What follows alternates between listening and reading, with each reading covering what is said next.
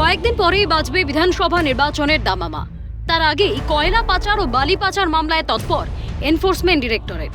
সাত সকালে দুর্গাপুরের বিভিন্ন এলাকায় তল্লাশি কেন্দ্রীয় এজেন্সির। মঙ্গলবার ভোরে দুর্গাপুরের বুদবুদ থানার আধিকারিক মনোরঞ্জন মণ্ডলের বাড়িতে ইডি হানা। বুদবুদ থানার সদ্য দায়িত্ব আধিকারিক হিসেবে দায়িত্ব পেয়েছেন মনোরঞ্জন মণ্ডল। তিনটি গাড়িতে ইডির আধিকারিকেরা সিটি সেন্টার বেঙ্গল অম্বুজা 16 নম্বর স্ট্রিটে মনোরঞ্জন মণ্ডলের বাড়িতে পৌঁছন। কয়েক ঘন্টা ধরে চলে তল্লাশি অভিযান। দুর্গাপুরের কাঁকসার ছবিটাও একই। পানাগড়ে বেসরকারি সংস্থার অফিসে হানা দেয় কেন্দ্রীয় এজেন্সি।